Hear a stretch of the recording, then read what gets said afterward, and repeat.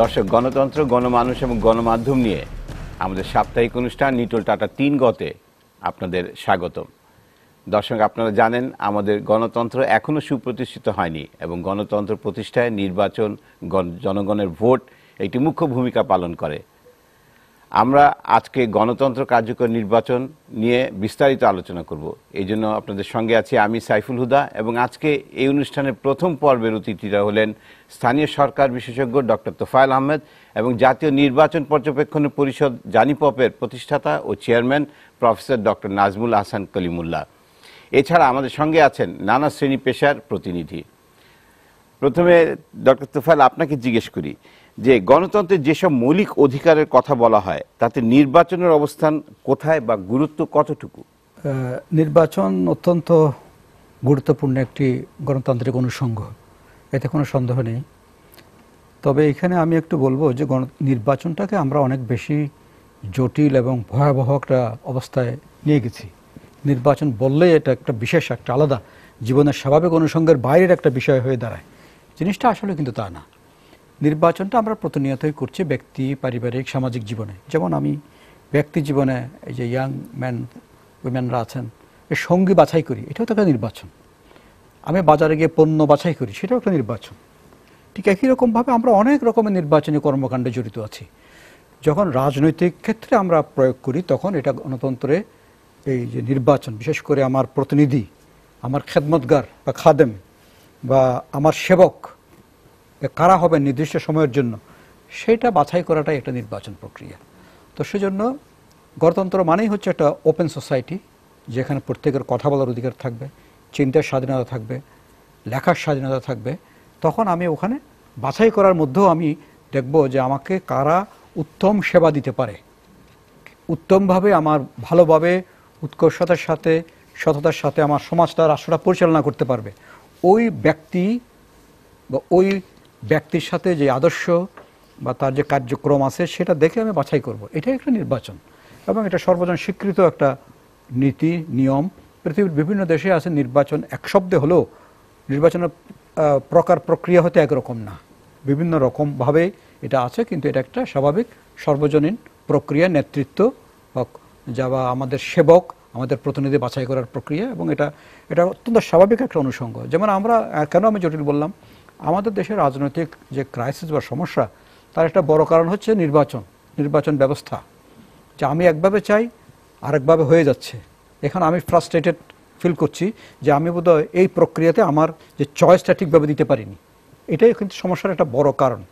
কিন্তু পৃথিবীর এমনও দেশ আছে, যেমন আমাদের নির্বাচন কমিশন আছে, নির্বাচন কমিশন নিয়ে আমরা অনেক কথাবার্তা বলি, এবং আরও অনেক বিষয় আছে।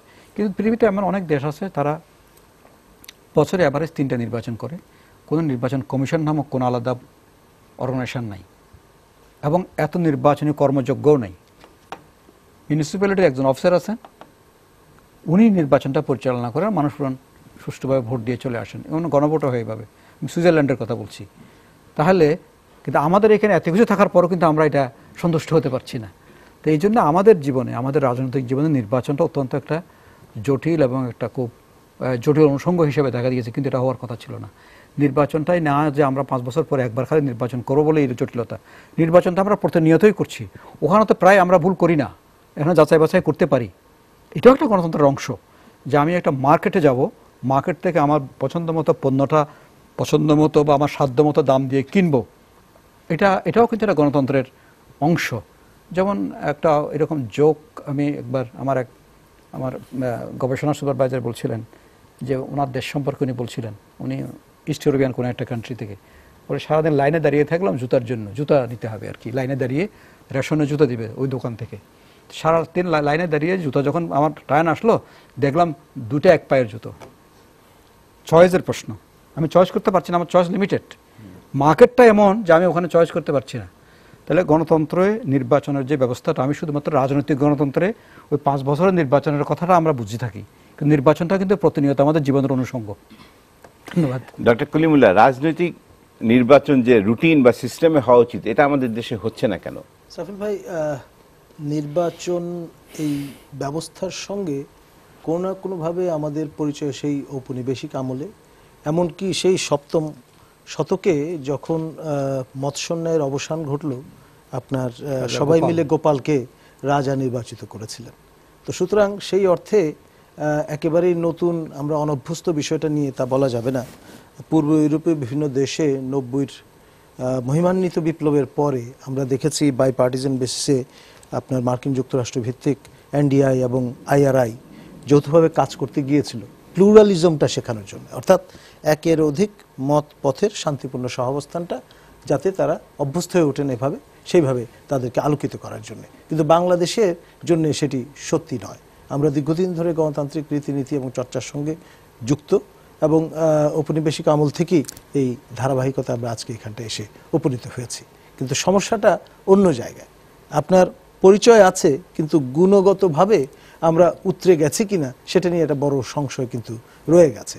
শুধুমাত্র নির্বাচন করতে পারাটা, অনুষ্ঠান করাটাই বড় কথা নয়, অথবা আপনার নির্বাচন আপনার সাকসেসিভ ইন্টারভ্যালে হলো, তারপরে এর কোয়ালিটিটা কেমন, যেই কারণে নির্বাচন, সেটা আমরা নিশ্চিত করতে পারছি কিনা, সেগুলো দেখবার বিষয়। ডক্টর তোফায়েল, গণতন্ত্র বজায় রাখার জন্য নির্বাচন অনিবার্য আপনি বললেন, যে কিন্তু আসন্ন সিটি কর্পোরেশন নির্বাচন যদিও ঢাকা এবং চিটাগংয়ে সীমাবদ্ধ আছে, সামগ্রিকভাবে কি গণতন্ত্রকে শক্তিশালীকরণে এই নির্বাচন কতটুকু ভূমিকা রাখবে বলে আপনি মনে করেন? কথা হচ্ছে নির্বাচন সবসময় ত্রুটিমুক্ত না। নির্বাচনে ব্যবস্থা তো অনেক ত্রুটি আছে। জনাব কলিমুল্লাহ সাহেব এটার উপর অনেক কিছু কাজ করেছেন এবং আমাদের যে নির্বাচন পদ্ধতি, সেটা এখন যে পদ্ধতিতে আছে তাকে পরিবর্তন করে আনুপাতিক প্রতিনিধিত্বশীল নির্বাচন হবে কিনা, এরকম অনেক রকম জিনিস। আমি বলতে চাচ্ছি নির্বাচনে ত্রুটি বিচ্যুতি আছে, কিন্তু নির্বাচনের বিকল্পটা এখনো আমরা বের করতে পারিনি। সুতরাং নির্বাচনেই আর একটা ভালো নির্বাচনের বিকল্প, এবং গ্র্যাজুয়ালি ধীরে ধীরে এটা উৎকর্ষতা লাভ করবে। এবং এই জন্য নাগরিক সংস্কৃতি, নির্বাচনী ব্যবস্থার সংস্কৃতি, এই যে যেটা বললেন প্লুরালিজম এবং টলারেন্স, আমরা ভিন্নমত সহাবস্থান করব, এই টলারেন্স, আবার মেজরিটি যারা ভোট পাবেন তারা মাইনরিটির প্রতি শ্রদ্ধাশীল এবং সহানুভূতিশীল থাকা। ডেমোক্রেসির একটা ডেফিনেশন হচ্ছে এরকম, rule of majority with the consent of minority. মাইনরিটিকে টোটালি মাইনাস করে দিয়ে না, মাইনরিটির মতামতটাকে আপনার অ্যাকোমোডেট করতে হবে। যখন আপনি মেজরিটি হয়ে যখন ক্ষমতায় এসে গেলেন, নির্বাচিত হয়ে গেলেন, তখন যখন কাজ করতে যাবেন, তখন আপনি খালি ওই মেজরিটির প্রতিনিধিত্ব করেন না, তখন আপনি কিন্তু মাইনরিটিকেও প্রতিনিধিত্ব করেন এবং তাদেরও কিন্তু আপনাকে অ্যাকোমোডেট করতে হবে। এটাই কিন্তু ডেমোক্রেসির একটা স্পিরিট। ডক্টর কলিমুল্লাহ, আমরা বলি যে নির্বাচন আমাদের জন্য উৎসবের মতো, এটা বলা হয়, কিন্তু আমরা অধিকার প্রতিষ্ঠা হলো কিনা এটা নির্বাচনের পরেও দেখি না। আমরা কেন ভুলে যাই যে আমাদের অধিকার ওখানে রয়ে গেছে?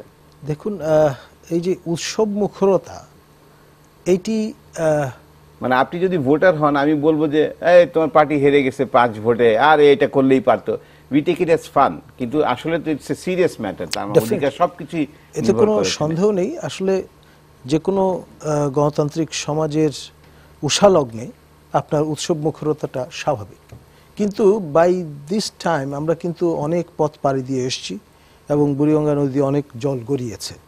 এখন উৎসব মুখরতার জায়গায় নিয়মনিষ্ঠতার সঙ্গে কাজটি সম্পাদন হচ্ছে কিনা এবং সবাই তার রাইট এক্সারসাইজ করতে পারছেন কিনা, সেই বিষয়টায় মনোযোগী হওয়া আমাদের দরকার।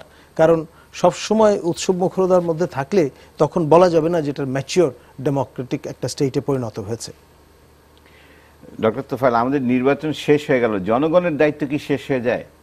না, জনগণের দায়িত্ব শেষ হয় না। জনগণ এটাকে আমার যে আপনি যে ভোটটা প্রয়োগ করলাম, আমার ভোটের কারণে যাকে নির্বাচিত করলাম তাকে কিন্তু ওয়াচ করা দায়িত্ব আছে, এটা পরিত্রাণ নাই।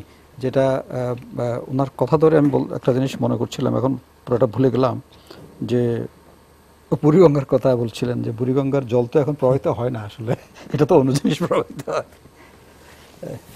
আমরা কিছু প্রশ্ন নিয়ে নিই আমাদের দর্শকদের কাছ থেকে।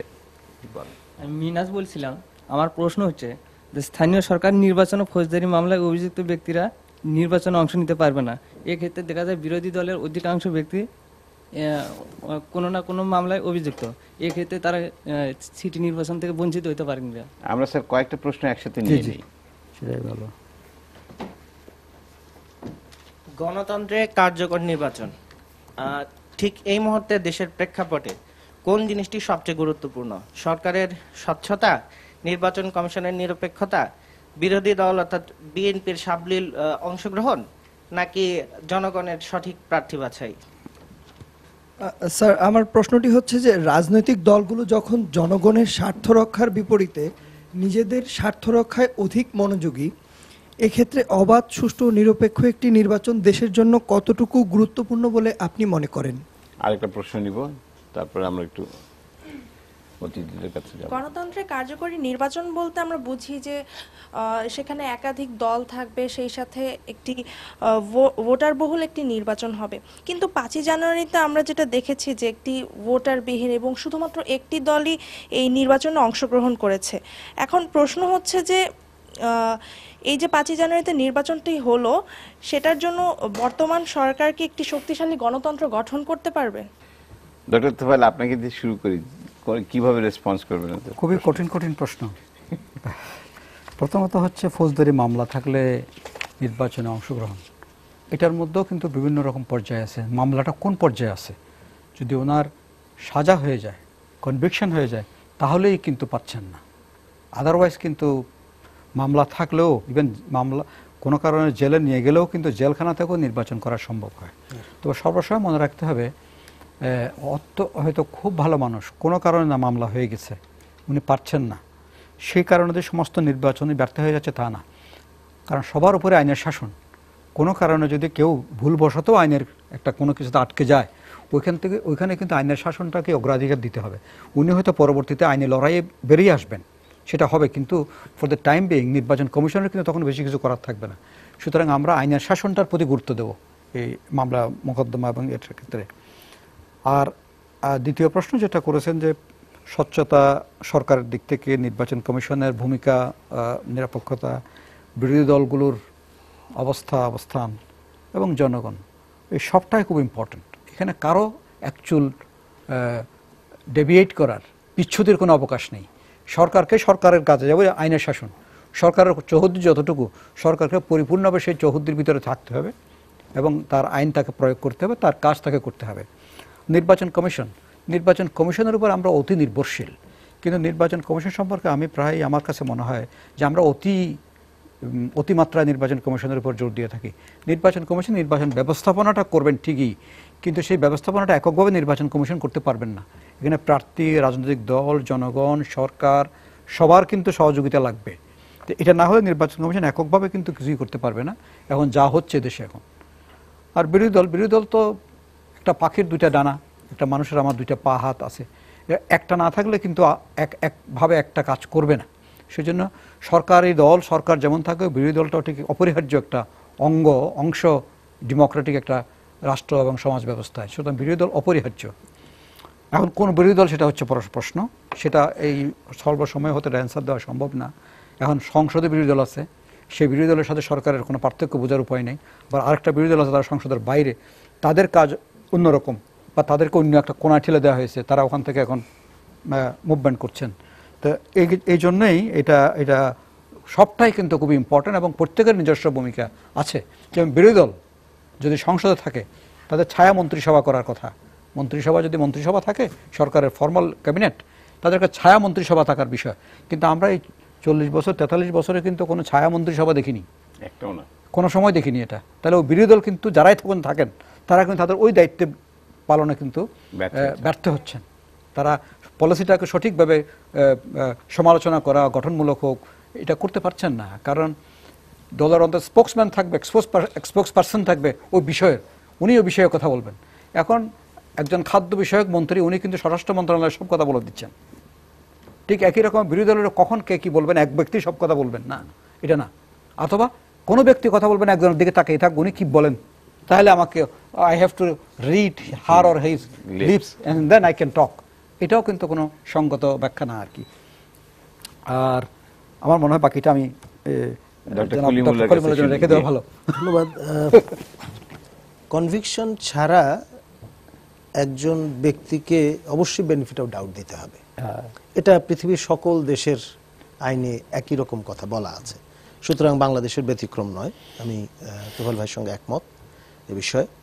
আর নির্বাচনে, বিশেষ করে স্থানীয় সরকারি নির্বাচন এখন পর্যন্ত যেহেতু অরাজনৈতিক ভিত্তিতে আনুষ্ঠানিকভাবে অনুষ্ঠিত হওয়ার কথা, সেই কারণে প্রার্থী বাছাইটাই হচ্ছে সবচেয়ে বড় বিষয় হওয়া উচিত বা উপাদান হওয়া উচিত। দলীয় সংস্রব যত কম থাকে ততই বেহেতের। আর এখানটায় আমরা ইদানিংকালে লক্ষ্য করছি যে ক্রমে রাজনীতিকরণ এমন পর্যায়ে পৌঁছে গেছে যে শুধুমাত্র দলের প্রতীক ব্যবহার ছাড়া বাকি সবই রাজনীতি সংশ্লিষ্ট হয়ে গেছে। এখন রাজনীতিটা এমন দাঁড়িয়ে গেছে, it's a big investment, big মানি বিজনেসের মতো একটা বিষয়। তো ফলে সাধারণ মানুষ রীতিমতো ভীত থাকেন প্রার্থী হতে। তো ফলে ধরেই নিচ্ছেন যে যার বড় ক্লাউড আছে, অর্থবিত্ত আছে, তারাই প্রার্থী হওয়ার যোগ্য মানুষ।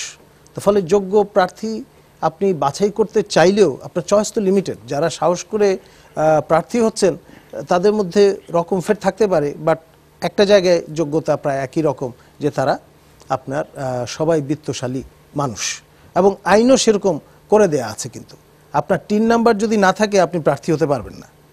তো বাংলাদেশে সকল মানুষের তো 3 নাম্বার নাই। সাধারণ মানুষ আপনার আয়কর সবাই দেন না, মানে ওই নেটের বাইরে। তো ফলে একজন মানুষ যিনি মেজরিটি মানুষের অংশ, তিনি যদি প্রার্থী হতে চান আইনগতভাবে পারবেন না। এই সমস্যাটা রয়ে গেছে। একটা প্রশ্ন বোধহয় রয়ে গেছে যে শেষে যিনি প্রশ্ন করলেন যে 5ই জানুয়ারি নির্বাচন সংক্রান্ত প্রশ্নটা, যে উনি এটা প্রশ্ন করেছেন এইভাবেই বোধহয়, আমি যদি বুঝে থাকি, যে নির্বাচনে তো সবার অংশগ্রহণ লাগবে, এটা দল এবং মানুষ বা নাগরিকদের অংশগ্রহণ, কিন্তু 5ই জানুয়ারি যে নির্বাচন হয়েছে সেই নির্বাচনকে বলা হচ্ছে যে কোট আনকোট ভোটারবিহীন নির্বাচন। ভোটার ছিল হয়তো, কিন্তু একদম বিহীন না, কিন্তু সংখ্যা বা হার যা থাকার কথা এক্সপেক্টেড যেটা, সেটা হয়নি। তাহলে সেই রকম সরকার ক্ষমতায় থাকলে গণতন্ত্রের চর্চা কতটুকু উৎসাহিত হবে, এটাই বোধহয় প্রশ্ন ছিল। তো এখন কথা হচ্ছে এটা ঘটে গেছে, এখন এটাকে আমরা আন্ডু করব কিভাবে, এইটাই হচ্ছে এখন $1 মিলিয়ন কোশ্চেন। কিন্তু কথা হচ্ছে ওখানে একবার চলে গেছে, ওখান থেকে আমাদের বেরোতে হবে। বেরোনোর জন্য এখন পথ পন্থা অবলম্বন করতে হবে, উদ্ভাবন করতে হবে, কারণ ওটাকে তো আর ফেরত আনা যাবে না। সময় যেটা চলে যায়, ঘটনাটা থেকে যায়, ইতিহাসটা থেকে যায়, কিন্তু ওই ঘটনাটাকে রিপিট করা যায় না। সুতরাং এখন সব দল মত জনগণ নির্বিশেষে আমাদের সবার চিন্তা করা উচিত কনস্ট্রাকটিভ ওয়েতে এখান থেকে বেরোবো কীভাবে, আবার আমরা ভোটার বহুল নির্বাচন, অংশগ্রহণমূলক নির্বাচন কিভাবে করতে পারবো। এবং সেই হিসেবে বলা যায় এখন যে একটা সুযোগ আসছে, আমি অতীতেরটা বাদ দিলাম, ওই নির্বাচনের পরে উপজেলা পরিষদ নির্বাচন হয়েছে, সেটাও ঠিকভাবে হয়নি। এখন যে নির্বাচনটা আসছে সেই সুযোগটা গ্রহণ করি, সরকার, বিরোধী দল, জনগণ, আমরা সবাই এটাকে অংশগ্রহণমূলক, নিরপেক্ষ, সুষ্ঠু করার চেষ্টা করি, নতুবা অন্য কোনো পথ নেই।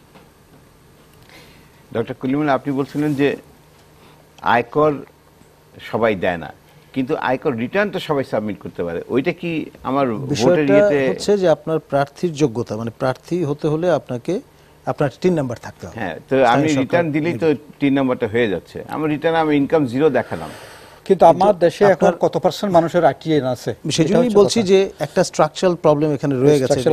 উনি ওই কথাই বলছেন। আরেকটা যেমন আছে, যদি আপনি এখন আইন করে দেন যে ক্লাস 5 পাস হতে হবে, ভারতের একটা অঞ্চলে এটা করেছে, অনেক অসুবিধা। কারণ আপনার কি সব ক্লাস 5 পাসকে 100% লোক আছে, যে একজনও থাকে তার অধিকার কিন্তু ক্ষুণ্ণ করা হচ্ছে। আমরা একটা ছোট্ট বিরতি নিয়ে আসি। গণতন্ত্রের কার্যকর নির্বাচন নিয়ে আমরা আরো কথা বলবো একটা বিরতির পর। আশা করি আমাদের সঙ্গেই থাকবেন।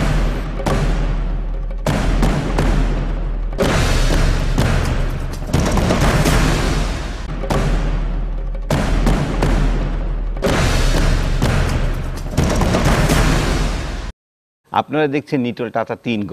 কথা বলছি গণতন্ত্রের কার্যকর নির্বাচন নিয়ে। আলোচকরা হলেন ডক্টর তোফায়েল আহমেদ এবং ডক্টর কলিমুল্লাহ। ডক্টর তোফায়েল, জাতীয় যে রাজনৈতিক সংকট এই সিটি কর্পোরেশন ইলেকশনের আগে ছিল আমাদের দেশে, বা এখনো কিছুটা বিরাজমান, সেটা কি সিটি কর্পোরেশন নির্বাচন হয়ে গেলে কেটে যাবে বলে আপনি মনে করেন? না, মনে হয় না। এটা সিটি কর্পোরেশন নির্বাচন, এটা এত বড় একটা সংকটকে একটা নির্বাচন যে কাটিয়ে উঠবে সেটা আশা করা যায় না। তবে এটা একটা পথ দেখাতে পারে, এই নির্বাচনটা একটা পথ রচনা করতে পারে, এটা পারস্পরিক বিশ্বাস পুনঃস্থাপন করতে পারে, বিশেষ করে পার্টি বা জনগণ পারস্পরিক বিশ্বাসটা ফিরিয়ে আনতে পারে। যে আর নির্বাচন কমিশনও তাদের উপরে কিছুটা বিশ্বাস ফিরিয়ে আনতে পারে, একটা সুযোগ।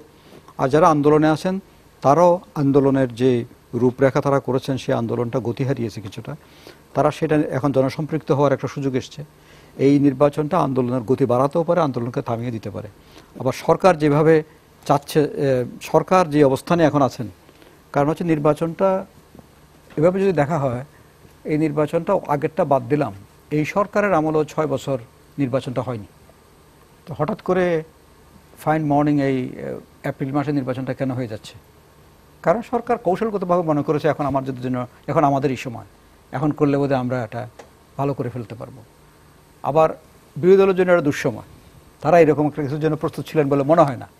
কিন্তু এখন তারা মনে করলো যে ঠিক আছে, this is an opportunity for us is well. তারা এখন কৌশলের পাল্টা কৌশল হিসেবে এখানে এসছে। এখন সে পাল্টা কৌশল যদি সফল হয় তাহলে হয়তো এটা সরকারের জন্য অন্যরকম ফল দিতে পারে, তাদের জন্য আরো ভালো ফল দিতে পারে। সুতরাং কৌশল একজনের অবস্থান থেকে, সুবিধাজনক অবস্থান থেকে করলেও পুরোপুরি সুফল তারা পাবে এটার কোনো নিশ্চয়তা নেই। আরেকজন যদি সঠিকভাবে পাল্টা কৌশল নির্ধারণ করতে পারে তাহলে সুফলটা তার বেশি হয়ে যেতে পারে। আমাদের ওটা দেখতে হবে। তবে এটা সংকটটাকে তীব্রও করতে পারে, সংকটের দীর্ঘমেয়াদী সমাধানের একটা পথ রচনা করতে পারে। ডক্টর কলিমুল্লাহ, ডক্টর তোফায়েল বললেন যে 20 দলীয় জোট অথবা বিএনপি যাই বলেন এদের জন্য দুঃসময়, কিন্তু আসলে ওনারা তো পয়েন্ট অফ নো রিটার্নে পৌঁছে গেছিলেন। এটা কি একটা ডেমোক্রেটিক প্রসেসের জন্য আরেকবার একটা রাস্তা খুলে, দরজা খুলে দিল না? In a way it's true, কারণ একটা লিওয়ে তো পাওয়া গেল।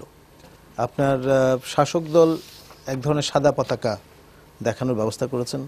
এতদিন নির্বাচন হয়নি, এখন নির্বাচন না করলেও পারতেন। মানে বিষয়টা যেহেতু স্থানীয় সরকারের প্রতিষ্ঠান, আমরা জানি যে নির্বাচন কমিশন এককভাবে নিজ দায়িত্বে কিন্তু নির্বাচন আয়োজন করতে পারে না। মূলত স্থানীয় সরকার মন্ত্রণালয়ের সবুজ সংকেত পাওয়ার পরই আপনার কমিশন তফসিল ঘোষণা করেছে। এর আগে কয়েকবার উদ্যোগ নিয়েও কিন্তু সেসব দিয়ে আপনার স্থানীয় সরকার মন্ত্রণালয় সহমত পোষণ না করায় সেসব দিয়ে নির্বাচন আয়োজন করা হয়ে ওঠেনি। তো ফলে সেদিক থেকে ইটস অ্যান অপরচুনিটি। আর আমি ব্যক্তিগতভাবে মনে করি অংশগ্রহণটা খুব জরুরি, এবং অংশগ্রহণ করলে ইন এ ওয়ে মাঠের বিরোধী দল বিএনপি অ্যাডভান্টেজিয়াস পজিশনেই থাকবে। কারণ আপনার তারা যদি জয় লাভ করেন তাহলে তো বলতে হবে যে আপনার সোনায় সোহাগা অবস্থা, আর যদি পরাজয় বরণ করেন তাহলেও তারা জাস্টিফাই করতে সক্ষম হবেন যে এই কারণেই তারা এই আশঙ্কা থেকেই 10ম সংসদ নির্বাচন বর্জন করেছেন। ডক্টর তোফায়েল, নির্বাচন কমিশনের ভূমিকাটা কেমন দেখছেন? খুবই আমার কাছে পরিষ্কার চিত্র নেই, তবে এখন যেটা শুরু হয়েছে নির্বাচন কমিশন, যেমন ধরেন একটা প্রথম স্টেপ তাদের ছিল যে বিলবোর্ড পোস্টার এগুলো সরানোর জন্য একটা টাইম দেওয়া হয়েছিল। সেই সময়ের মধ্যে কিন্তু পুরোপুরি অপসারণ করা সম্ভব হয় 48 ঘন্টা। এটা তাদের প্রথম চোটে একটা বলবো যে তারা ওখানে খুব সক্ষমতা দেখাতে সক্ষম হয়নি, পুরোপুরি ব্যর্থ হয়েছে আমি সেটা বলবো না। তারপরে যেটা সেকেন্ড যেটা আসছে, আজকে একটা দিন গেছে, আজকের দিনটা যে গত হলো এটা বড় চ্যালেঞ্জ ছিল, কারণ মনোনয়নপত্র বাছাই এক্ষেত্রে আমরা আজকে এখন হয়তো খবর হয়ে গেছে কোনো কারণে কেউ বাদ পড়তে পারেন, সেটা এখন কোন কারণে বাদ পড়লো, কতটুকু তারা এখানে আইনের স্পিরিটটাকে রক্ষা করতে পেরেছেন সেটা দেখা যাবে। আর আরেকটা হচ্ছে যে ইতিমধ্যেই নির্বাচন ঘোষণার সাথে সাথেই কিছু প্রার্থী প্রচারণায় নেমে পড়েছেন। মন্ত্রী এবং সরকারি সুযোগ সুবিধা ভোগকারী এরকম ব্যক্তিবর্গ নির্বাচনে অংশগ্রহণ বা প্রচারণার মধ্যে নিজেভাবে বিভিন্নভাবে সম্পৃক্ত করেছেন। এগুলো নিয়ে কিন্তু নির্বাচন কমিশন থেকে কোনো শক্ত বক্তব্য আসেনি। আর আমি আচরণবিধিটা যেটা পড়ে যতটুকু আমার বোধগম্য হয়েছে সেটা হচ্ছে নির্বাচন, স্থানীয় নির্বাচন, এখানে সুনির্দিষ্টভাবে আচরণবিধিতে আছে যে স্পিকার থেকে শুরু করে মন্ত্রী, প্রধানমন্ত্রী, উপমন্ত্রী, প্রতিমন্ত্রী এবং এই পদমর্যাদা যারা আছেন তারা কেউ কিন্তু নির্বাচনকে প্রভাবিত করে কোনো কাজ করতে পারবেন না, অংশগ্রহণ করতে পারবেন না। তারা যদি ভোটার হন তারা শুধু ওখানে ভোটটা দিবেন, এতটুকু। আরেকটা হচ্ছে উস্কানিমূলক বক্তব্য প্রদান, এটার বিরুদ্ধেও কিন্তু আচরণবিধিতে কথা বলা আছে। তো এখন এটা কিন্তু অহরহ ঘটে আসছে। তো এগুলো নিয়ে নির্বাচন কমিশন কিন্তু এখনও খুব একটা বড় ধরনের কোনো সোচ্চার হতে পেরেছে বলে মনে হয় না। তো যা হোক, এটা দেশের সংস্কৃতির উপরে অনেক কিছু নির্ভর করে, পলিটিক্যাল কালচারের উপরে, কিন্তু এখন থেকে কিন্তু নির্বাচন কমিশনকে অনেক সতর্ক পদক্ষেপে এগিয়ে যেতে হবে। ডক্টর কলিমুল্লাহ, ডক্টর তোফায়েল বললেন যে আচরণবিধি লঙ্ঘন হয়েই চলেছে, এই ইয়েতে ইসি রোলটা আপনি কিভাবে দেখছেন, আর কতটুকু স্ট্রং হওয়া উচিত ছিল? দেখুন, কনটেক্সটটা বিবেচনা করাটা খুব জরুরি। আপনার অংশগ্রহণের এলিমেন্টটাকে যদি আমরা জোর দিই, তাহলে আমাদের একটু উদার নৈতিক দৃষ্টিকোণ থেকে এই বিষয়টাকে দেখতে হবে। কারণ কম্বল বাছাই করতে গেলে উজাড় হয়ে যাওয়ার সম্ভাবনাই থাকবে এখানটায়, এবং যাতে সবাই উৎসাহিত হন অংশগ্রহণ করতে, সেই কারণেই বোধহয় এই রকমের একটি দৃষ্টিভঙ্গি নির্বাচন কমিশন বজায় রেখেছেন। আর আপনার স্ট্রিক্টলি স্পিকিং, যদি কমিশন কার্যকর করতে চায় আচরণবিধি, তাহলে যেই বিল্ট ইন আপনার লেকুনাগুলো আছে সেগুলো কিন্তু প্রথম থেকে অ্যাড্রেস করতে হবে। আপনার নির্বাচনে 21 দিন আগে প্রচারণা শুরু করা যাবে না, কিন্তু এই প্রচারণা তো 5 বছর ধরেই চলছে। আপনার প্রতিটা ঈদ বা পরবে আমরা দেখি ঈদের শুভেচ্ছা জানিয়ে হাস্যোজ্জ্বল ছবি এক একজন ব্যক্তির। তারা কি খামোকাই টাকাগুলো ইনভেস্ট করছেন? ডেফিনেটলি পরিচিতি অর্জনের জন্য, এবং মূল উদ্দেশ্য নির্বাচনে প্রার্থী হওয়া। তো এই বিষয়গুলো তো আমরা সবাই জানি, দেখে শুনে ইগনোর করার তো কোনো একটা সুযোগ নেই। সময় দেওয়া, এটা তো ধরুন শেষ সময়ে তফসিল ঘোষণা হচ্ছে, সেই সময়টায় 48 ঘন্টার একটা মেয়াদ আপনি বেঁধে দিলেন, কিন্তু এই প্রক্রিয়াটা কিন্তু লম্বা সময় ধরে চলছে। বলে দিতে হবে আইন সংশোধন করে যে কোনো অবস্থায় এই ধরনের কার্যকলাপ বরদাস্ত করা যাবে না। আমরা একটু কয়েকটা প্রশ্ন নিয়ে নেই দর্শকদের কাছ থেকে। আমার প্রশ্ন কলিমুল্লাহ স্যারের কাছে, যে নির্বাচন বলতে আমরা বুঝি যে যোগ্য প্রার্থী নির্বাচন। কিছুদিন আগে ব্রিটিশ প্রধানমন্ত্রী ডেভিড ক্যামেরুন বলেছেন he will not serve for the next term. কিন্তু আমাদের কনটেক্সটে আমরা কি দেখি যে নির্বাচনের সময় এলে আমাদের শীর্ষস্থানীয় নেতৃবৃন্দ এ কথা তো বলেনই না, বরঞ্চ তারা নমিনেশন বাণিজ্য নামক এক প্রথা চালু করেন। তো আসলে আমরা কি দেখতে পাচ্ছি, তৃণমূল থেকে আমরা তো সেই ধরনের নেতৃত্ব তুলে আসতে পারছে না এর কারণে। তো এটা কি আমাদের একটি কার্যকরী নির্বাচন আয়োজনে একটি বাধা নয়? নামটা বলে প্রশ্ন। আমার নাম মারোয়া মঈন, আমি ঢাকা ইউনিভার্সিটির ম্যানেজমেন্ট স্টুডেন্ট।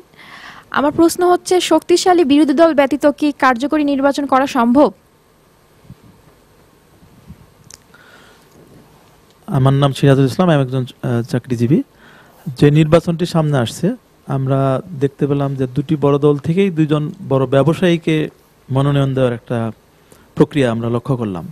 তো আমার কাছে প্রশ্ন যে ব্যবসায়ীরা কি আসলে তৃণমূল পর্যায়ে যে সেবাটা জনগণের দেওয়া দরকার, এটা সিটি কর্পোরেশন নির্বাচন, সেটা কি আপনারা মনে করেন যে এটা তারা পারবে?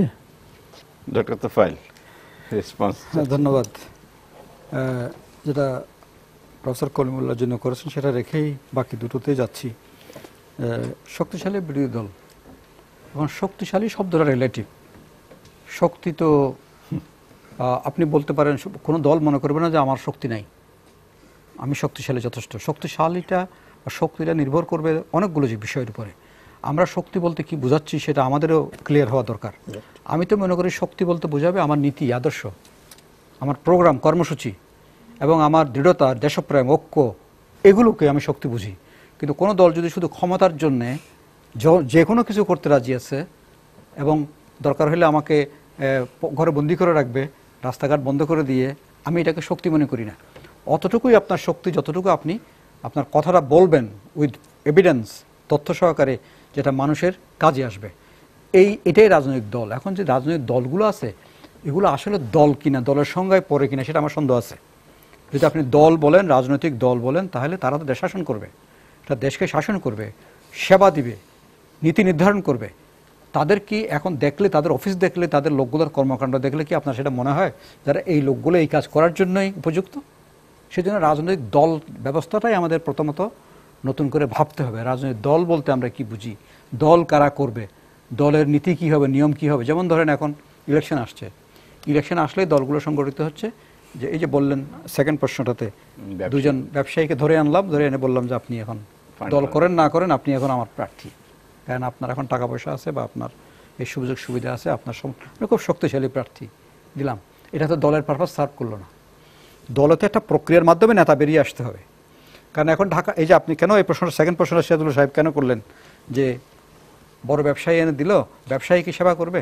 ব্যবসায়ী সেবা করতে পারবে না আমি সেটা বলছি না, ব্যবসার মাধ্যমে সেবা করছে, ঠিক আছে।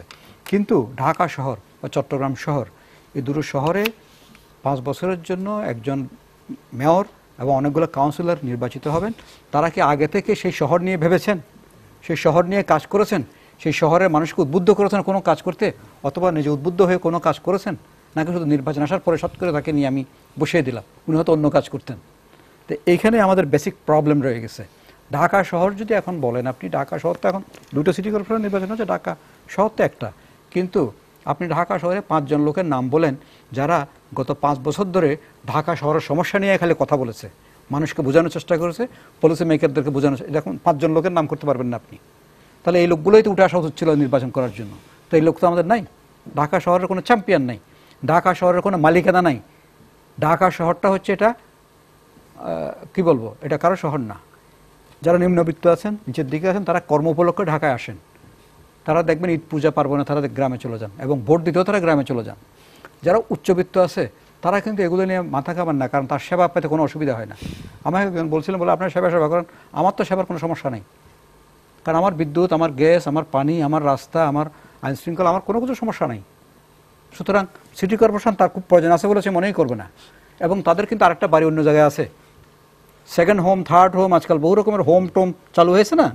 তো উপরের দিকের একটা ক্লাস আছে, তারা আপনার সব কিছুর মাথা, এখানে ব্যবসার মাথা, তারা রাষ্ট্রের মাথা, হ্যাঁ, হাত পা চোখ নাক, কিন্তু তাদের কিন্তু পরিবার পরিজন এখানে নেই। সুতরাং তাদের এখানে কিন্তু এটা ওনারশিপ নাই, তারা এটাকে ওন করছেন না।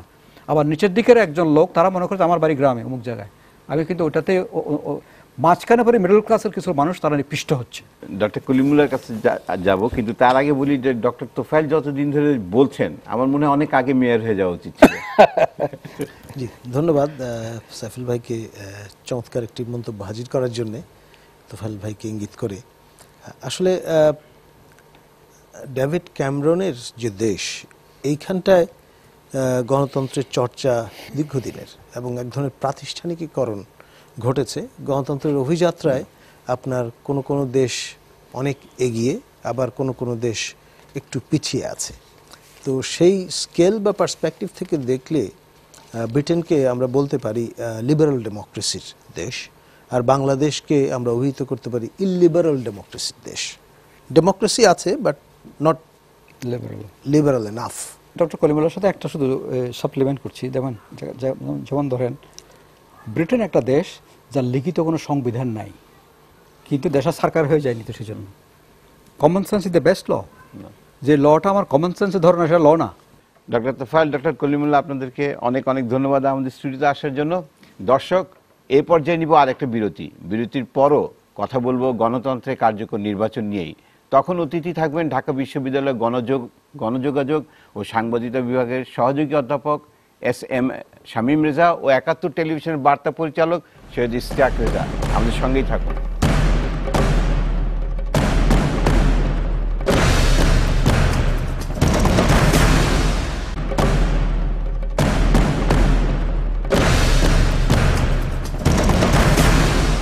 দর্শক, আপনারা দেখছেন নিটোল টাটা 3গ এবং আমরা কথা বলছি গণতন্ত্রে কার্যকর নির্বাচন নিয়ে।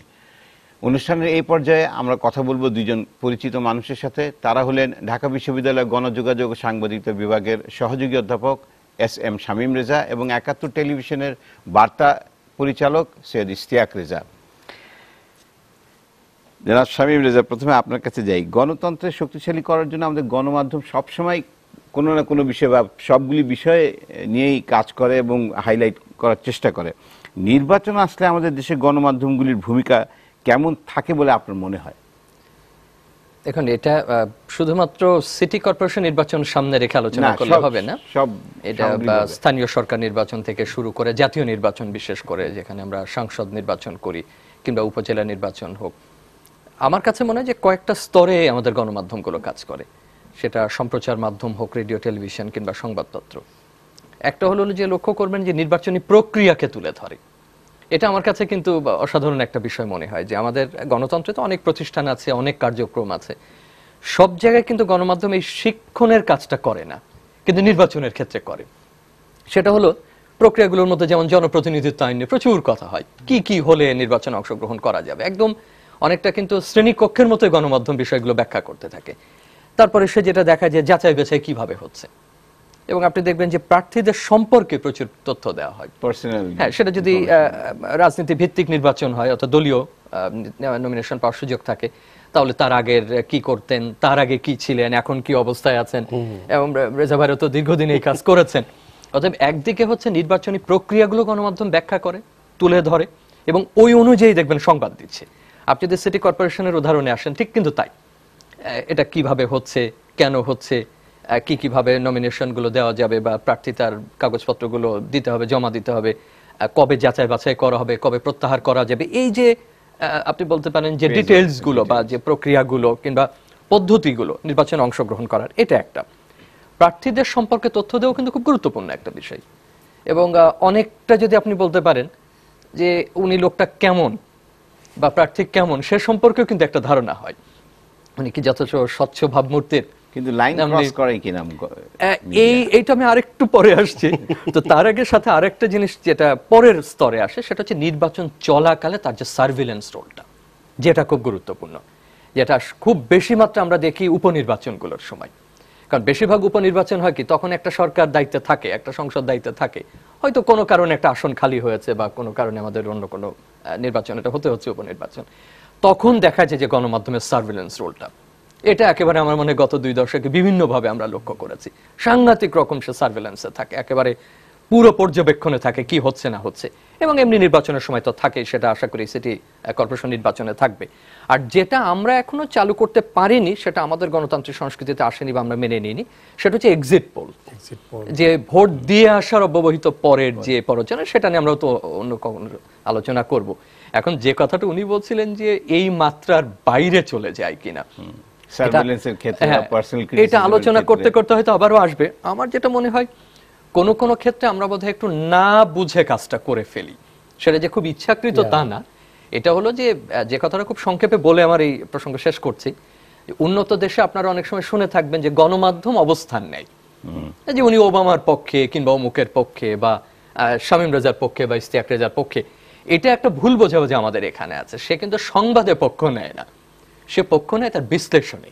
ওই গণমাধ্যম যদি বলে যে এই মেয়র নির্বাচনে আমি শামীম স্যারের পক্ষে, তাহলে সে কিন্তু শামীম স্যারের সংবাদই কেবল দেবে, ইশতিয়াক রেজার সংবাদ দেবে না, তা কিন্তু হয় না। কিন্তু তার যে সম্পাদকীয় গুলো, সংবাদপত্রের সম্পাদকীয় আছে, টেলিভিশনের কিন্তু সম্পাদকীয় অনুষ্ঠান আছে, রেডিওর সম্পাদকীয় অনুষ্ঠান আছে, সেই জায়গায় সে একটু ওই মোল্ড করে তার জায়গাটা, যে আমি মনে করি যে না ওনার পক্ষে উনি ভালো কাজ করছেন, ওনার এজেন্ডা গুলো ভালো। এই জায়গাটা আমাদের মাথায় রাখতে হবে যে আমাদের গণমাধ্যম, যে কথা আপনি বলছিলেন যে এই মাত্রার বাইরে যায় কিনা, আমার মনে হয় যে পরবর্তীতে আরো আলোক করতে করতে হয়তো উঠে আসবে। ইশতিয়াক রেজা, নির্বাচন যখন আসে তখন গণমাধ্যমের তৎপরতা স্বাভাবিকভাবেই বেড়ে যায়, সতর্কতা কোথায় কোথায় রাখা উচিত গণমাধ্যমকে? ধন্যবাদ। শামীম রেজা যেটা বলছিলেন, একটা হলো যে নির্বাচনের ক্ষেত্রে সবচেয়ে বড় ভূমিকা হলো যে গণতান্ত্রিক প্রতিষ্ঠানগুলো কেমন করছে, কি ভূমিকা রাখছে। তার মধ্যে একটা অন্যতম আমাদের হলো যে নির্বাচন কমিশন, তার ভূমিকাটা কি, হ্যাঁ সেইটা কিন্তু মিডিয়ার দৃষ্টির বাইরে কখনো থাকে না, থাকা উচিত নয়। এবং সে কতটা ভূমিকা রাখতে পারছে, তার দুর্বলতা কোথায়, তার প্রক্রিয়াগতভাবে কোথাও কোনো দুর্বলতা আছে কিনা, কিংবা সক্ষমতার কোনো অভাব আছে কিনা, এই জায়গাটা একটা বড় নজর থাকে কিন্তু। এবং মিডিয়ার রোলটা আপনি দেখেন গণতন্ত্রে সবসময় ওয়াচডগের রোলটা থাকে, পর্যবেক্ষকের ভূমিকাটা, এবং সেইখান থেকে মিডিয়া কখনো বেরোতে পারে না। এবং যেটা শামীম রেজা বলছিলেন যে প্রক্রিয়াটাকে তুলে ধরে, এখন প্রশ্ন হলো যে মিডিয়া কতটা সেটাকে তুলে ধরতে পারে। কখনো কখনো এমন হয়, যেটা উনি শেষ করছেন সেখান থেকে আমি শুরুটা করি, পারসেপশনের একটা ঝামেলা কিন্তু আছে।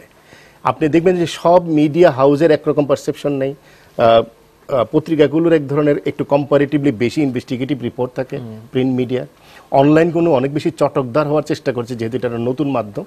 টেলিভিশনের যেটা বেশি থাকে সেটা হলো যে অন দ্য স্পট কাভারেজটা বেশি দেওয়ার চেষ্টা করছে, at the same time talk show নির্ভর একটা অ্যানালিসিস দেওয়ার একটা চেষ্টা আছে। কিন্তু এটার মাধ্যমে যেটা হয়, মানুষকে অ্যাকাউন্টেবল করার কিন্তু একটা চেষ্টা কিন্তু গণমাধ্যমের আছে। ফলে প্রার্থীদের সম্পর্কে যেসব তথ্য আসছে, নির্বাচনী এলাকা সম্পর্কে যেসব তথ্য আসছে, প্রক্রিয়াগতভাবে যেসব তথ্য আসছে, নির্বাচনী সিস্টেম সম্পর্কে যেসব তথ্য গণমাধ্যমে আসছে, সবচেয়ে বড় কথা, journalism is never without context. So journalism তো কনটেক্সটের ভিতর থেকে কনটেক্সটগুলো কিন্তু উঠে আসে গণমাধ্যমে। সেই কনটেক্সট তুলে ধরতে গিয়ে সাইফুল ভাই যেটা হয়, ওই যে বললাম পারসেপশন ঘাটতি, আপনার আর আমার পারসেপশনের কিংবা হাউস টু হাউস পারসেপশন, এই জায়গাটায় গিয়ে কোনো কোনো ক্ষেত্রে মনে হয় ওভারডুইং আছে, আর কিছু কিছু ক্ষেত্রে তো মিসপারসেপশন আছে। কিন্তু যেটা হয় যে আমার ওই যে যেখানে উনি বলছিলেন যে আমি অমুকের পক্ষে অবস্থান নিলাম, আমাদের এখানে কিন্তু পক্ষে অবস্থানটা খুব স্পষ্ট বোঝা যায়, বিদেশেও কিন্তু বোঝা যায়, কিন্তু ওরা যেটা করে কখনো অনিয়মকে সমর্থন করে না। আপনি বলতেছেন একপাক্ষিক সংবাদ দেয় না, একপাক্ষিক সংবাদ দেয় না, সমর্থন করার পরেও একপাক্ষিক সংবাদটা দেয়। আপনি বলছিলেন আরেকটা কথা, যেটা অনলাইনরা চটকদার হওয়ার চেষ্টা করে, সেই ক্ষেত্রে ক্রেডিবিলিটি লসটা কেমন? ক্রেডিবিলিটি অনলাইনের কিন্তু বাংলাদেশে এখনো লস হওয়ার কোনো কারণে ক্রেডিবিলিটি দাঁড়াই নেই। এটা হলো সুতরাং লস বা কিছু আছে বলে আমার মনে হয় না। কভার করতে গিয়ে আমরা দেখি নর্মালি ইলেকশনের দিনগুলিতে পার্টিকুলারলি আমরা দেখেছি যে ভোট, জাল ভোট মারতে বা ইয়ে করতে, সেখানে কিছুটা রিস্কের মধ্যে, কতটুকু রিস্কি এই জিনিসগুলি সংবাদ মাধ্যমের জন্য? ঢাকা শহরে দেখেন অতটা রিস্ক হয় না, কারণ ঢাকা শহরে কিন্তু এক ধরনের সার্ভিলেন্স থাকে, আইন শৃঙ্খলা বাহিনীর অবস্থান থাকে। ঢাকা শহরে যে রিপোর্টারটা কভার করে তার নিজের একটা শক্ত অবস্থান থাকে, তার সহকর্মীদের একটা শক্ত অবস্থান থাকে। কিন্তু আমরা যদি উপজেলা নির্বাচনটা গত দেখি, যে সেখানে আমরা দেখেছি যে বিশেষ করে খুব রিমোট এরিয়া যদি হয়, তাহলে প্রার্থীরা যদি খুব সংঘাত পছন্দ করে, যে সমস্ত প্রার্থী যারা জোর করে কেন্দ্র দখল করে কিংবা প্রশাসনকে প্রভাবিত করে যদি কোনো নির্বাচন করতে চায়, সেখানে কিন্তু খুব বড় ধরনের ঝুঁকি থাকে। এবং এরকম কয়েকটা ঝুঁকি আমাদের রিপোর্টাররা আপনি দেখেছেন গত কয়েকটা নির্বাচনে, বড় ধরনের ঝুঁকির ভিতরে শারীরিকভাবে লাঞ্ছিত হওয়া, তার যন্ত্রপাতিকে রেখে আসতে বাধ্য হয়েছে, সেটা হয়েছে। এবং এইটা হলো আইনশৃঙ্খলা বাহিনী যারা থাকেন, তারা সহ প্রিজাইডিং অফিসার যিনি থাকেন, তার কিন্তু একটা বড় ধরনের ভূমিকা থাকে, যে তিনি যদি ঠিক থাকেন তাহলে কিন্তু প্রথম ধাক্কাটা তার উপর দিয়ে যায়, প্রিজাইডিং অফিসারের উপর দিয়ে যায়। তারপরে কিন্তু তিনি আইনশৃঙ্খলা বাহিনীকে ব্যবহার করেন। তারা দুইজনেই যদি তরল হয়ে যান, লিকুইড হয়ে যান, তখন যেটা হয়, ফ্লুইড হয়ে যায়, তখন মিডিয়ার রোলটা হলো মানুষ শেষ আশাটা মিডিয়ার কাছে, যে মিডিয়া কি করছে, এত যে অনিয়ম হচ্ছে এটা দেখছে না কেন, এবং মিডিয়ার কর্মীরা স্বাভাবিক কারণে সেখানে ছুটে যায়।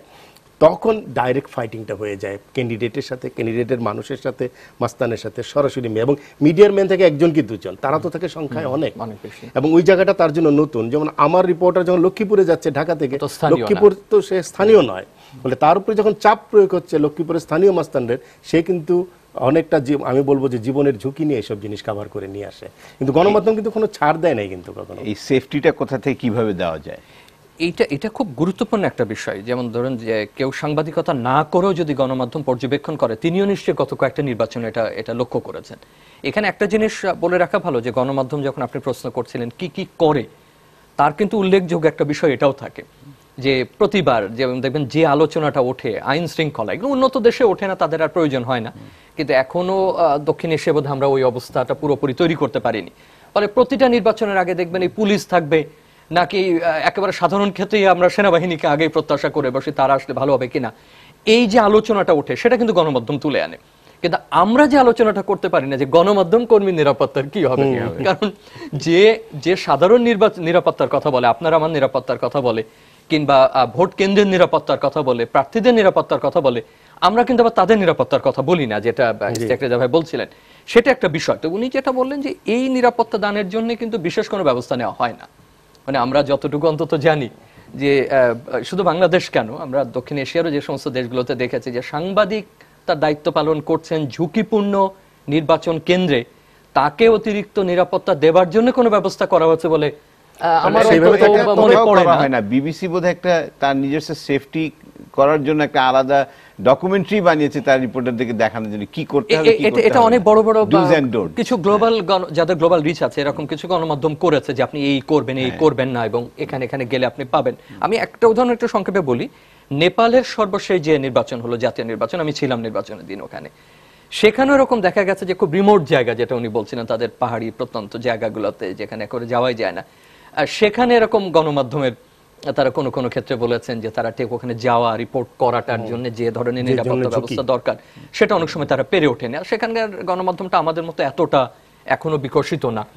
আর এর সাথে এটা বলা, যখন সার্ভিলেন্সের কথা আমি বলছি না, আবার এর উল্টা পিঠেও চিত্র আছে, যে যখন তাদের মাওয়িস্টরা বললো যে এই নির্বাচন তারা মানে না, যে এখানে নাকি ঠিক মতো নির্বাচন হয়নি, গণমাধ্যম কিন্তু বলেছে যে না এরকম কোনো অনিয়ম তারা দেখেনি, এবং গণমাধ্যমের কথাটা কিন্তু জনগণ মেনে নিয়েছে, প্রধান দলগুলো মেনে নিয়েছে, এবং আন্তর্জাতিক পর্যবেক্ষকরাও নেপালের সবশেষে নিরাপত্তার ক্ষেত্রে গণমাধ্যম কর্মীর সেফটির ক্ষেত্রে একটা বড় ভূমিকা থাকে প্রিজাইডিং অফিসারের। তিনি যদি খুব স্ট্রংলি তার সেন্টারটা হ্যান্ডেল করতে পারেন with the help of law enforcers, তাহলে কিন্তু গণমাধ্যম কর্মীরা অনেকটা একটা সেফ বোধ করে। তারও ক্ষেত্রে বোধ ইস্তেক ভাই ওই কিন্তু তিনি যদি দুর্বল হয়ে পড়েন বা অসহায় হয়ে পড়েন এবং আইনশৃঙ্খলা বাহিনী যদি তাকে সহযোগিতা না করে কঠিন হয়ে প্রিজাইডিং অফিসারকে, তখন পুরো সিস্টেমটাই নষ্ট হয়ে যায় সেখানে। আমরা একটু দর্শকদের কিছু প্রশ্ন নিয়ে নিই।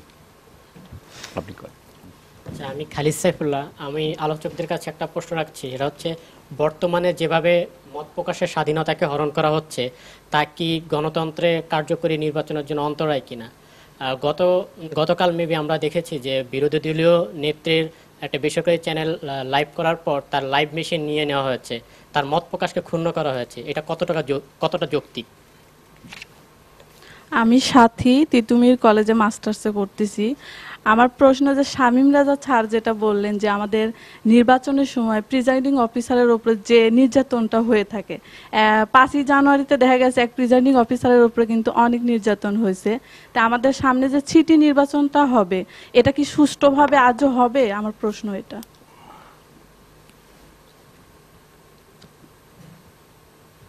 আমি সিরাজুল ইসলাম। আমার প্রশ্ন হচ্ছে যে কালো টাকার প্রভাব মুক্ত নির্বাচন এর জন্য গণমাধ্যমের ভূমিকাটা আমরা কি আশা করতে পারি?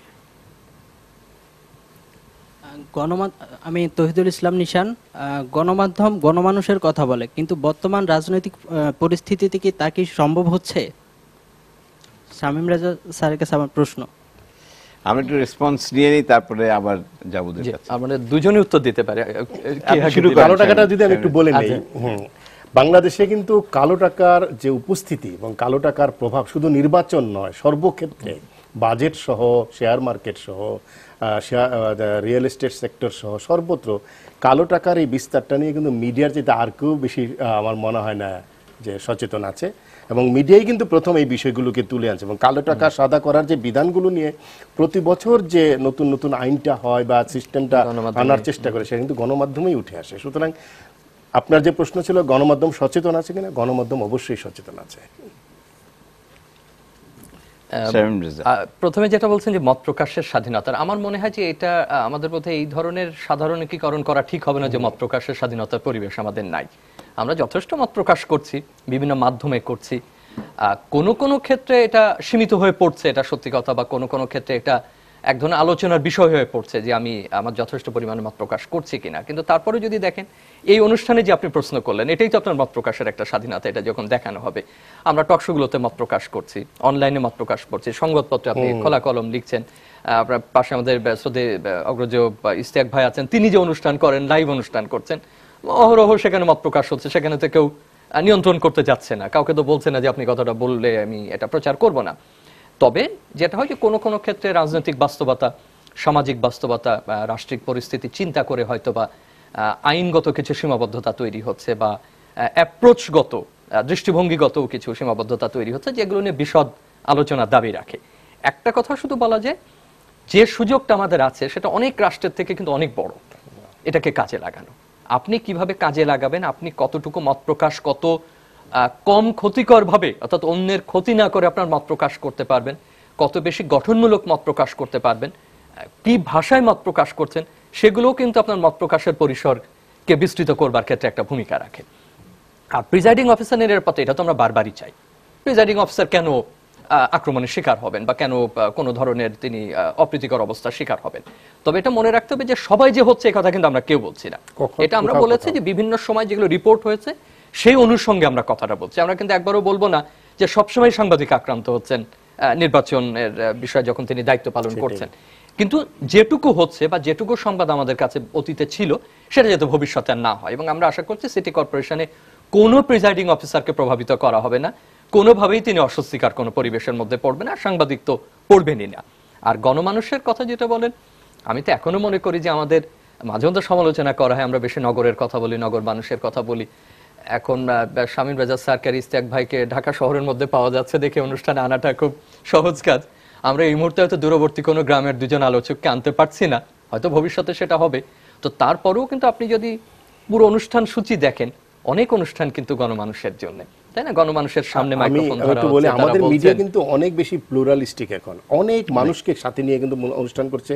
বিশেষ করে লাইভ যে নিউজ কভারেজ, সেখানে কিন্তু পাবলিক পার্টিসিপেশন, জনগণের অংশগ্রহণ আগের চেয়ে অনেক বেড়েছে। খুব সাধারণ মানুষ কিন্তু তার অভিমত দিয়ে দিচ্ছেন যে কোনো একটা ইস্যুতে, এবং সেখানে কিন্তু কোনো এডিটিং হচ্ছে না, কিন্তু সরাসরি প্রচার হচ্ছে। সুতরাং আগের চেয়ে মানুষের অংশগ্রহণ অনেক বেশি বেড়েছে। সুতরাং মত প্রকাশের জায়গাটা অনেক বড় হয়েছে, কিন্তু আমাদের অনেক বিস্তৃত হয়েছে, কমে যায়নি। হ্যাঁ, কোথাও কোথাও দু একটা ছোটখাটো ঘটনা ঘটছে, কিন্তু সেইটাও কিন্তু প্রক্রিয়াগতভাবে আমরা সংশোধনের পর্যায়ে আছি, কিন্তু যে কিভাবে এটাকে আরেকটু বেটার করা যায়, আরেকটু সুস্থ করা যায়, সেটা আমাদের দুদিক থেকে, শুধু সরকারের দিক থেকে না, কিন্তু গণমাধ্যমের নিজের দিক থেকেও কিন্তু কোথাও কোথাও ব্যত্যয় ঘটে, সেইটা কিন্তু মানতে হবে। একটা লাইনে একটু যোগ করা যায় কিনা, যে মত প্রকাশ কিন্তু মনে রাখতে হবে যে শুধু রাজনৈতিক ক্ষেত্রেই মত প্রকাশের স্বাধীনতা চাইলে তা কিন্তু না। এটা উন্নয়ন বিষয় হতে পারে, এটা কৃষি বিষয়ক হতে পারে, এটা সামাজিকতা নিয়ে হতে পারে, এটা নারী অধিকার নিয়ে, এমনকি গণমাধ্যম নিয়ে, এমনকি গণমাধ্যম নিয়ে। তো আপনি যদি চিন্তা করেন যে কৃষি সম্পর্কে আগে কে কথা বলতে পারতো, আপনি তো জানতেনই না গ্রামীণ মানুষ কি বলে। আপনি কৃষি নিয়ে কথা বলছেন, আপনি নারী অধিকার নিয়ে কথা বলছেন, যৌতুক নিয়ে কথা বলছেন, বাল্য বিবাহ নিয়ে কথা বলছেন, বিয়ের বয়স নিয়ে কথা বলছেন, বাজারের বিক্রেতা, এটাও তো আপনার মত প্রকাশের স্বাধীনতা। মত প্রকাশের স্বাধীনতাকে শুধু রাজনৈতিক অঙ্গনে রাখলেই চলবে না আমাদের। আমরা একটা ছোট্ট বিরতি নিয়ে আসি। নিটোল টাটা 3 গতে আর একটা বিরতি নিব, আশা করি সাথেই থাকবেন।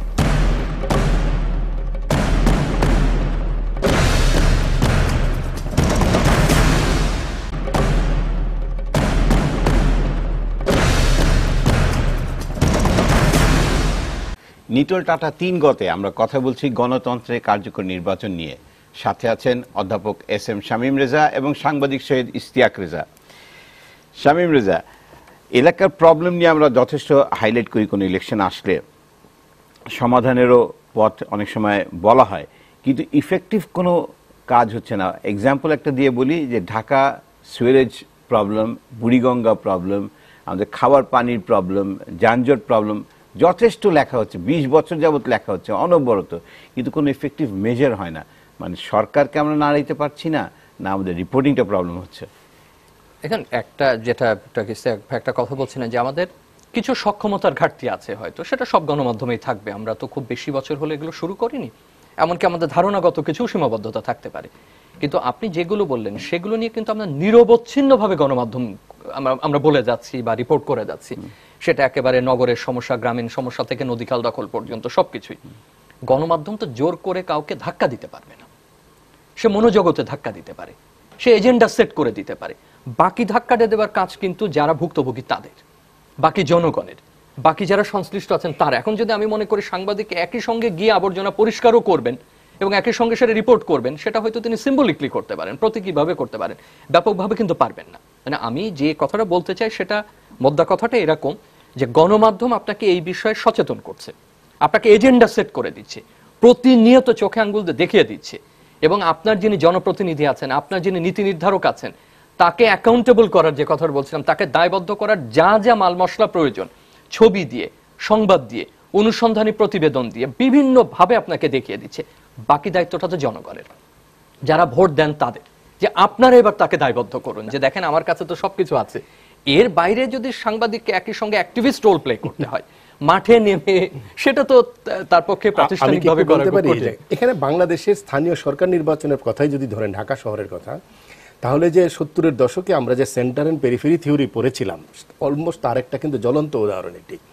ঢাকায় রাজধানীতে এই নির্বাচনটা হবে, 2 জন মেয়র আমরা পাবো, তারা রাজধানীতে বাস করবে, কিন্তু তারা কিন্তু প্রান্তের মানুষকে রিপ্রেজেন্ট করছে, কারণ কেন্দ্র তার উপরে জেকে বসেছে। কেন্দ্রীয় প্রশাসনটা অনেক বেশি শক্তিশালী। দেখেন ঢাকায় রাজুক আছে, ঢাকায় তিতাস গ্যাস আছে, ঢাকায় পেট্রোবাংলা আছে, পিডিবি আছে, ডেসা আছে, ডেস্কো আছে, প্রতিটা ওয়াসা আছে, প্রতিটা প্রতিষ্ঠানের কিন্তু এখানে কাজ করার কথা, ডেভেলপমেন্ট ওয়ার্ক আছে। প্রতিটা প্রতিষ্ঠান একজন করে ব্যুরোক্রেট, মানে কেন্দ্রীয় প্রতিনিধি দ্বারা পরিচালিত, আমলা প্রধান। ফলে যেটা হয়েছে, যিনি স্থানীয় সরকার প্রধান হচ্ছেন তাকে একটা কন্টিনিউয়াস ফাইট করতে হচ্ছে কেন্দ্রের প্রতিনিধির সাথে। এবং এইটার জন্যই কিন্তু ঢাকার যে প্রথম নির্বাচিত মেয়র মোহাম্মদ হানিফ, তিনি কিন্তু মেট্রোপলিটন গভর্নেন্স সিস্টেমের কথাটা বলেছিলেন যে একটা সমন্বয় সাধনের জন্য। কিন্তু কোনোভাবে আমাদের কেন্দ্রীয় রাজনীতি, কেন্দ্রীয় প্রশাসন, কেন্দ্রের যে ওই যে সেন্টারের যে মানসিকতা, তারা প্রান্তকে সেই সুবিধাটা দিতে চায় না। ফলে বুড়িগঙ্গা পরিষ্কার হয় না, কারণ বুড়িগঙ্গা যিনি পরিষ্কার করবেন। বাধাটা কোথায়, রাজনৈতিক না ব্যুরোক্রেটিক? রাজনীতি একটা পর্যায়ে গিয়ে কেন্দ্রের যে ব্যুরোক্রেসি আছে তার কাছে আত্মসমর্পণ করছে। এখানে এখানে কিন্তু গণমাধ্যমের ফাইটটা কিন্তু ডাবল। গণমাধ্যম একদিকে স্থানীয় সরকারকে বলছে তুমি অ্যাক্টিভ হও, আরেকদিকে গণমাধ্যম কিন্তু ফাইট করছে ওই যে কেন্দ্রের প্রতিনিধি যে প্রতিষ্ঠানগুলো আছে তাদের সাথে, এবং এটা একটা রিলেনলেস ফাইট আর কি, এটা চলছে। এই সেন্টার এন্ড পেরিফেরি থিওরি কিন্তু বাংলাদেশে খুব স্ট্রংলি বিরাজ করে, সেটা উনি আরো ভালো বলতে পারবেন।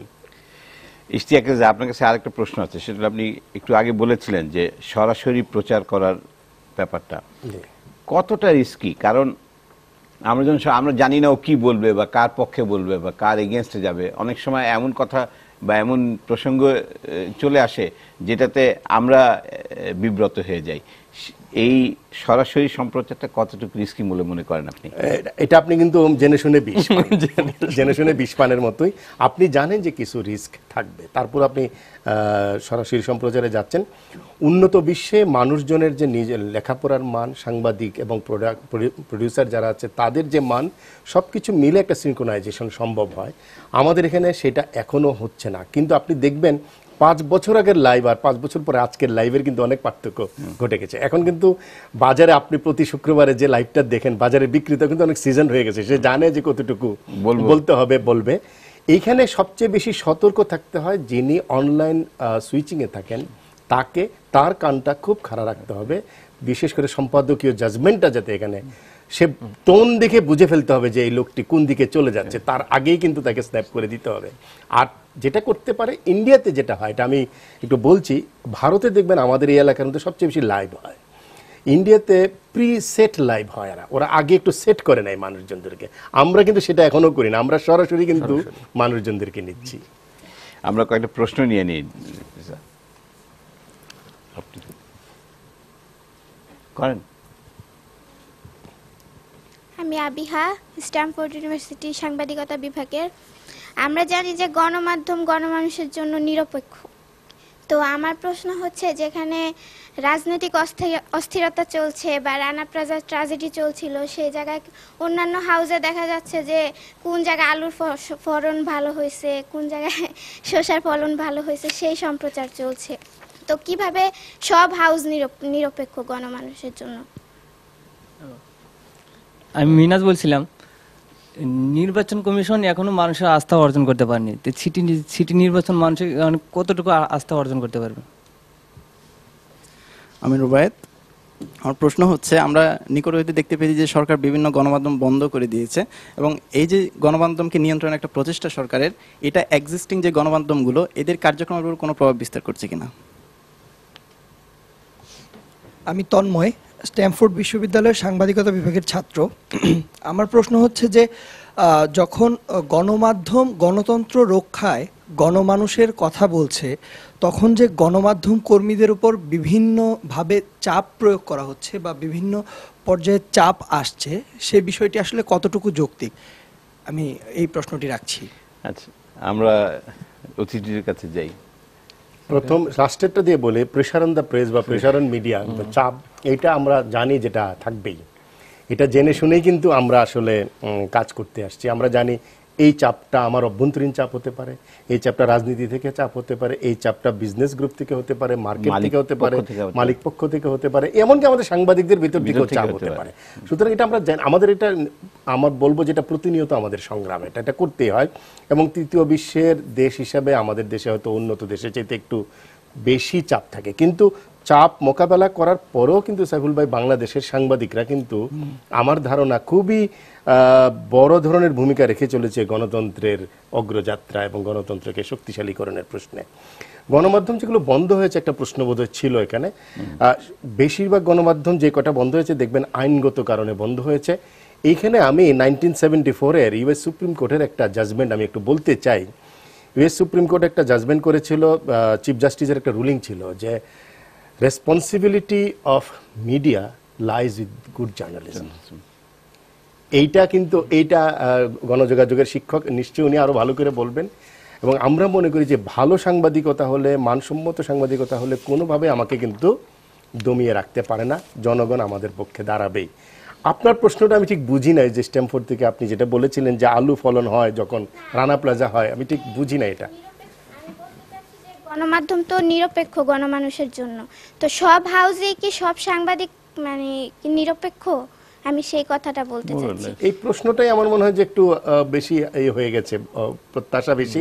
মানুষ তো, আমরা তো কেউ কোনো না কোথাও ভোট দেই, কিন্তু আমাদের চেষ্টাটা থাকে দিন শেষে যতটা সম্ভব ন্যায্য এবং বস্তুনিষ্ঠ থেকে রিপোর্টিং করার জন্য কাজ করা। আমার একটা স্লোগান মনে পড়লো, শামীম রেজার কাছে যাব, কিন্তু তার আগে বলে নেই, নিউ এজের ইয়েটা হলো yes we are biased towards the people. হ্যাঁ, তো বায়াস থাকবেই, কার পক্ষে যাবে এটা বড় কথা। পাকিস্তানের একজন খুব বিখ্যাত জার্নালিস্ট ছিলেন, ওনার নাম ছিল সালেম সুলেরি। উনি ওনার কলামের উপরে লিখতেন thoroughly biased, তিনি বলতেন I am biased towards people.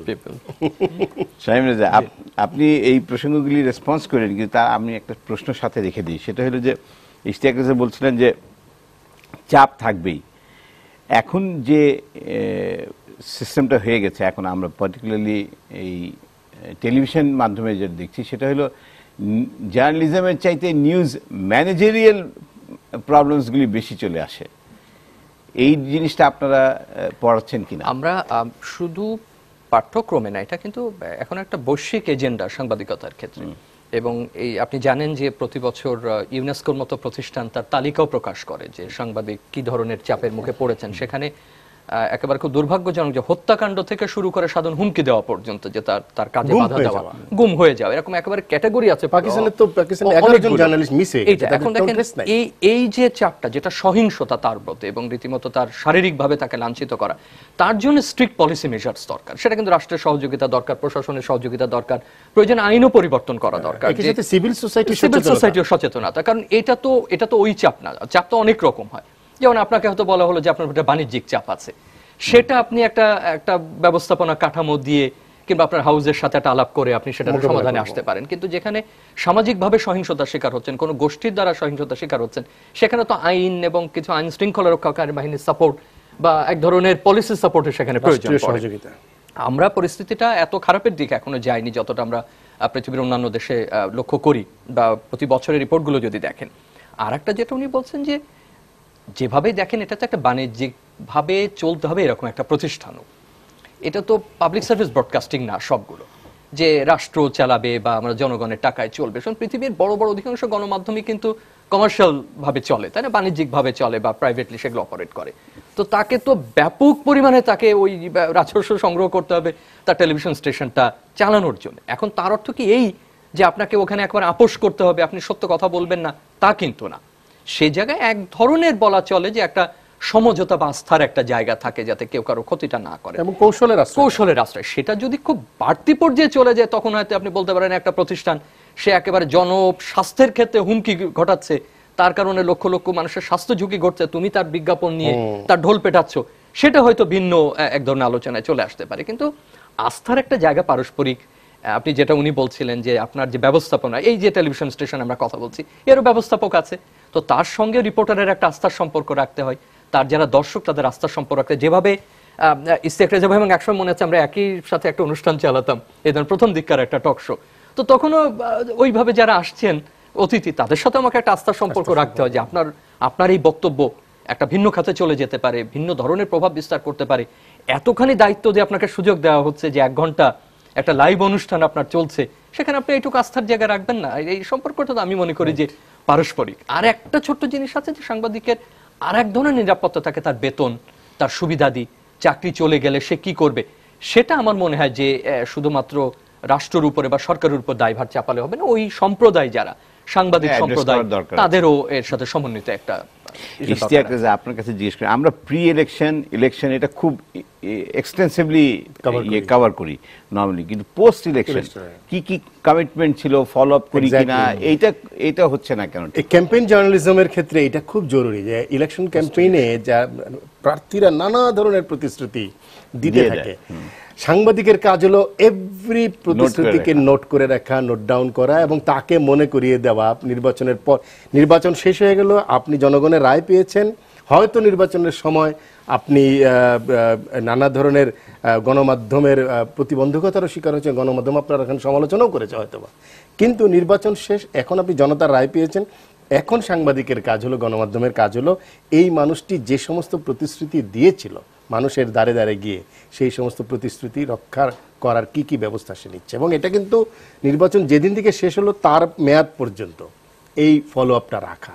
এবং এইটা আমাদের এই ফলো আপ না রাখলে যেটা হয় যে এই মানুষটা ক্রমেই স্বৈরাচার হয়ে ওঠে। এই মানুষটা মানুষকে যাদের কাছে সে প্রতিশ্রুতি দিয়েছিল সেগুলো মিথ্যায় পরিণত হয়। সে মানুষের কাছে যে সমস্ত তার ভাবমূর্তি ছিল সেটা নষ্ট হতে থাকে। এবং এটার জন্য আমি বলবো কোনো কোনো ক্ষেত্রে গণমাধ্যম দায়ী। গণমাধ্যমই তাকে স্বৈরাচার করে তোলে, কারণ তাকে মনে করিয়ে দেয় না যে তোমার কিন্তু এই কমিটমেন্টটা ছিল, তোমার এই অঙ্গীকার ছিল। জনাব ইশতিয়াক রেজা, জনাব শামীম রেজা, আপনাদের দুইজনকে আমাদের স্টুডিওতে আসার জন্য অনেক অনেক ধন্যবাদ। দর্শক আপনাদেরকে অনেক ধন্যবাদ। 3 গতে স্টুডিও দর্শক হিসাবে অংশ নিতে চাইলে যোগাযোগ করুন পর্দায় দেখানো নাম্বারে। 3 গতে আমরা কথা বলি দেশের গণতন্ত্র চর্চা, গণমাধ্যমের ভূমিকা এবং গণতন্ত্র ও গণমানুষের স্বার্থ নিয়ে। 3 গ দেখুন প্রতি বৃহস্পতিবার রাত 11টায় এবং শুক্রবার সকাল 7:30টায়। আজ এ পর্যন্তই। সাথে থাকার জন্য অনেক ধন্যবাদ।